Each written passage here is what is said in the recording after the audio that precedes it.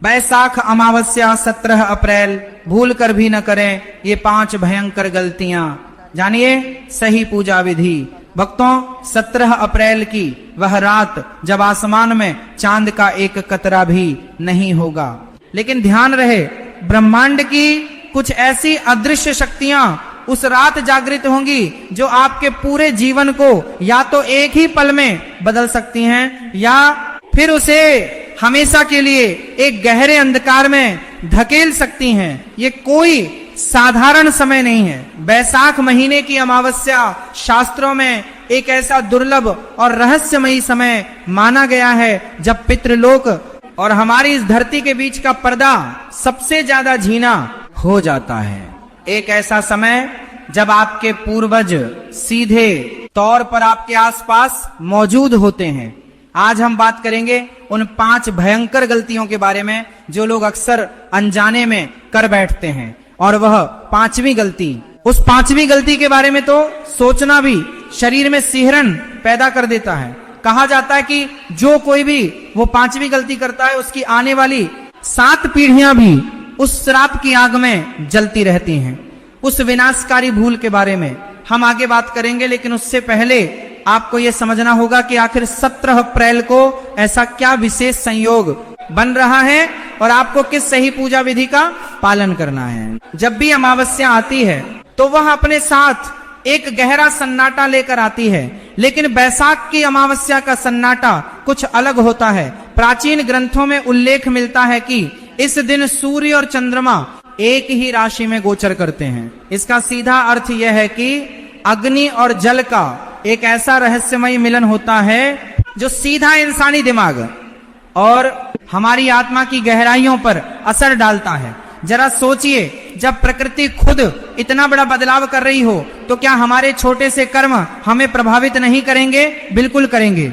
और यहीं से शुरू होती है हमारी पहली भयंकर गलती, जिसे आपको भूलकर भी नहीं करना है। बहुत से लोग अमावस्या के दिन सुबह देर से उठते हैं, लेकिन 17 अप्रैल को आपको यह भूल नहीं करनी है।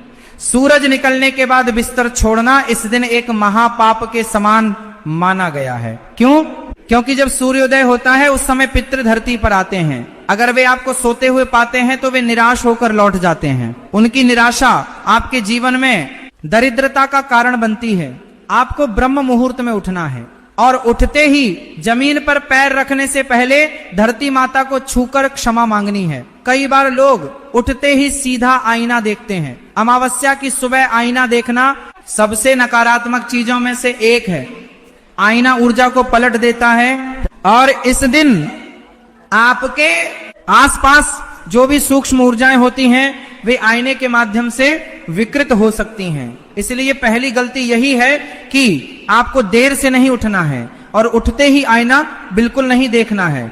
आपको एक पुरानी कथा सुनाता हूं जो गरुड़ पुराण के एक गहरे अध्याय से जुड़ी हुई है। एक बहुत ही संपन्न व्यापारी था जिसका नाम था सोमेश्वर। उसके पास धन धान्य और सुख सुविधाओं की कोई कमी नहीं थी, लेकिन उसके जीवन में एक बहुत बड़ी परेशानी थी। उसका कोई भी काम कभी पूरा नहीं होता था। हर काम में कोई न कोई अड़चन आ जाती थी। वह व्यापार में पैसा लगाता तो वो पैसा डूब जाता। घर में कोई न कोई हमेशा बीमार पड़ा रहता। एक दिन उसके नगर में एक सिद्ध अघोरी साधु आए। सोमेश्वर उनके पास दौड़ा गया और अपनी पीड़ा बताई। साधु ने अपनी आंखें बंद की और कुछ ही पलों में सब कुछ समझ गए। उन्होंने सोमेश्वर से कहा कि तुम्हारे पितृ तुमसे बहुत नाराज हैं। सोमेश्वर हैरान रह गया। उसने कहा कि मैं तो हर अमावस्या को दान करता हूं, फिर वे नाराज कैसे हो सकते हैं। तब साधु ने जो बात बताई वह हमारी दूसरी सबसे भयंकर गलती है। साधु ने कहा तुम दान तो करते हो, लेकिन तुमने अपने घर के दरवाजे से कई बार भूखे जानवरों और लाचार लोगों को दुत्कार कर भगाया है। ध्यान से सुनिए, बैसाख अमावस्या के दिन पितृ किसी भी रूप में आपके द्वार पर आ सकते हैं। वे एक काले कुत्ते के रूप में आ सकते हैं, एक कौवे के रूप में आ सकते हैं, एक गाय के रूप में, या फिर किसी ऐसे व्यक्ति के रूप में जिसे मदद की जरूरत हो। अगर 17 अप्रैल के दिन आपके घर के बाहर कोई भी ऐसा जीव आ खड़ा हो तो उसे भूलकर भी खाली हाथ न जाने दें। अगर आपने उसे दुत्कार दिया या उसे डंडे से मारकर भगा दिया तो समझ लीजिए कि आपने साक्षात अपने पितरों का अपमान कर दिया है। ये दूसरी गलती आपके सारे पुण्यों को एक ही झटके में राख कर सकती है।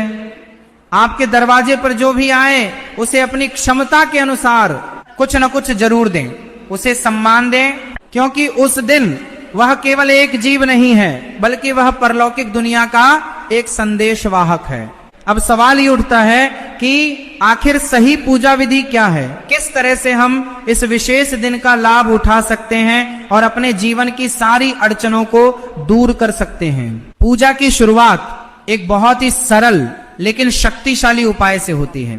आपको स्नान के जल में थोड़ा सा गंगा जल और काले तिल मिलाने हैं। काले तिल पितरों को सबसे ज्यादा प्रिय होते हैं। स्नान के बाद आपको सफेद या पीले रंग के कपड़े पहनने हैं। इस दिन काले या गहरे नीले रंग के कपड़े पहनना आपकी तीसरी सबसे बड़ी गलती हो सकती है।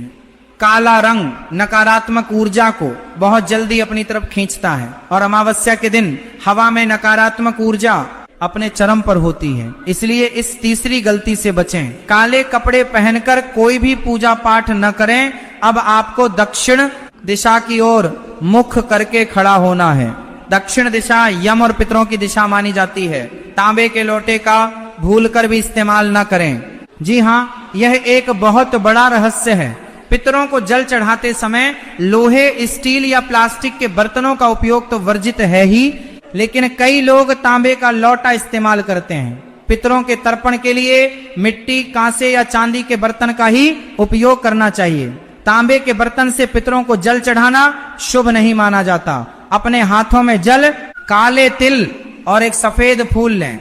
आंखें बंद करें और अपने उन सभी पूर्वजों को याद करें जो अब इस दुनिया में नहीं हैं। उनसे प्रार्थना करें कि वे जहां भी हों शांति में रहें और आप पर अपना आशीर्वाद बनाए रखें। फिर वह जल किसी पौधे की जड़ में चढ़ा दें, लेकिन पीपल के पेड़ को जल चढ़ाना सबसे ज्यादा फलदायी होता है, क्योंकि पीपल के पेड़ में साक्षात भगवान विष्णु का वास माना गया है और अमावस्या के दिन पितृ पीपल के पेड़ पर निवास करते हैं। जब आप पीपल को जल चढ़ाएं तो वहां सरसों के तेल का एक दीपक जरूर जलाएं, लेकिन याद रहे दीपक जलाने के बाद पीछे मुड़कर बिल्कुल न देखें। चाहे आपको ऐसा लगे कि कोई आपको आवाज दे रहा है, फिर भी पीछे नहीं मुड़ना है, सीधे अपने घर की तरफ आ जाएं। जैसे जैसे दिन ढलता है और सूरज की किरणें मध्यम पड़ने लगती हैं, बैसाख अमावस्या की असल रहस्यमयी शक्ति जागृत होने लगती है। शाम का समय, जिसे गोधूली बेला कहा जाता है, वो बहुत ही संवेदनशील समय होता है। इस समय आपको चौथी गलती करने से बचना है। वो चौथी गलती है घर के मुख्य द्वार पर अंधेरा रखना और घर की दहलीज पर बैठकर रोना या झगड़ा करना। आपके घर की दहलीज सिर्फ एक ईंट या पत्थर की संरचना नहीं है, यह आपके घर की ऊर्जा का मुख्य द्वार है। शास्त्रों में दहलीज को बहुत पवित्र माना गया है। 17 अप्रैल की शाम को आपके घर की दहलीज पर एक दिया जरूर जलना चाहिए। ये दिया घर में सकारात्मक ऊर्जा को बुलाता है और नकारात्मक शक्तियों को बाहर ही रोक देता है। बहुत से घरों में लोग शाम के समय बिना वजह बहस करने लगते हैं या पुरानी बातों को लेकर लड़ाई झगड़ा शुरू कर देते हैं। कुछ लोग तो दहलीज पर पैर रखकर खड़े हो जाते हैं या वहां बैठकर नाखून काटने लगते हैं। ये बहुत ही अशुभ है। इस दिन किया गया झगड़ा आपके घर की बरकत को हमेशा के लिए खत्म कर सकता है, क्योंकि जब घर में अशांति होती है तो माता लक्ष्मी और पितृ दोनों ही उस घर को छोड़कर चले जाते हैं। एक बार जब घर से सकारात्मक ऊर्जा चली जाती है तो वहां दरिद्रता और बीमारियों का वास हो जाता है। इसलिए इस दिन अपने क्रोध पर नियंत्रण रखें। चाहे कुछ भी हो जाए, अपनी वाणी को मधुर रखें। घर के वातावरण को शांत और सुगंधित रखें। आप घर में कपूर या लोबान जला सकते हैं।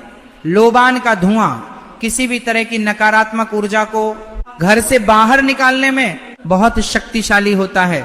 जब आप लोबान जलाते हैं तो उसकी महक से पितृ बहुत प्रसन्न होते हैं और आपको अपना आशीर्वाद देते हैं। इस रात का एक और गहरा रहस्य है।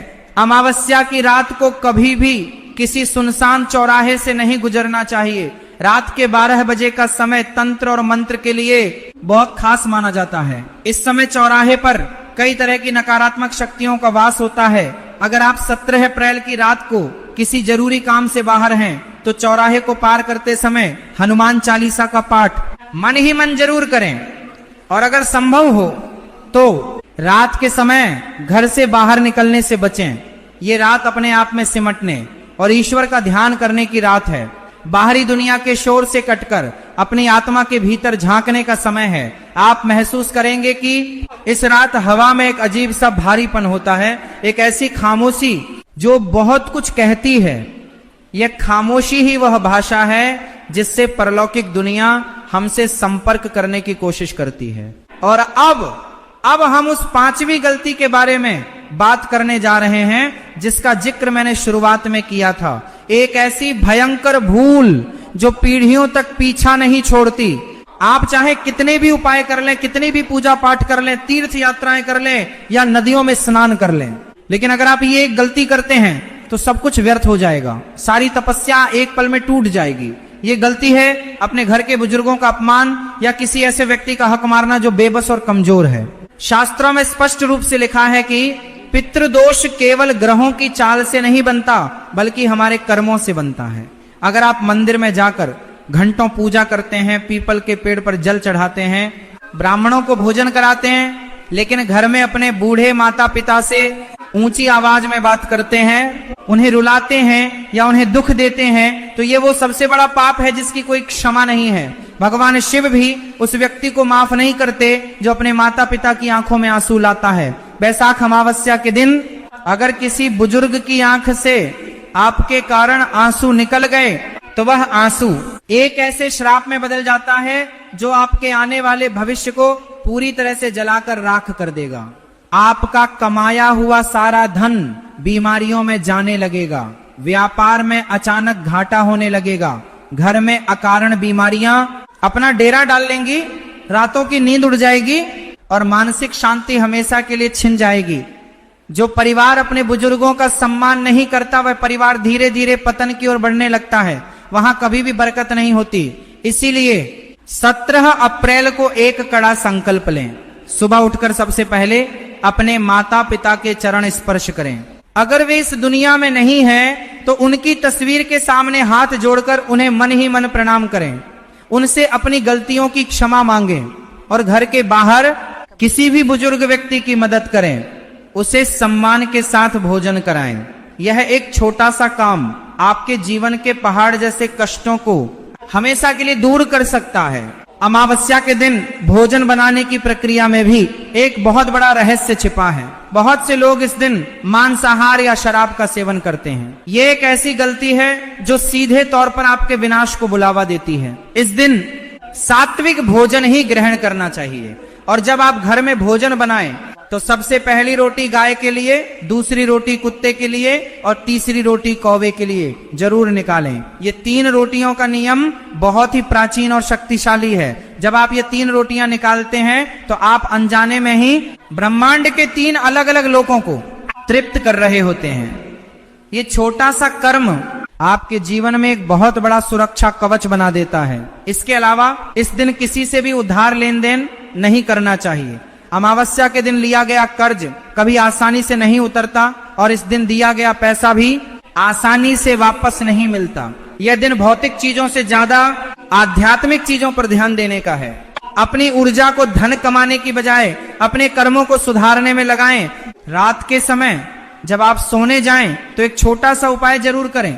एक तांबे के पात्र में नहीं बल्कि एक सामान्य गिलास में थोड़ा सा जल लें और उसे अपने सिरहाने रख लें। सुबह उठकर उस जल को घर के बाहर किसी पौधे में डाल दें। यह जल रात भर में आपके आसपास की सारी नकारात्मक ऊर्जा को सोख लेगा और जब आप उसे बाहर डालेंगे तो वह सारी ऊर्जा आपके घर से बाहर चली जाएगी। यह बहुत ही सिद्ध और आजमाया हुआ उपाय है। बैसाख की यह अमावस्या एक चेतावनी भी है और एक बहुत बड़ा अवसर भी।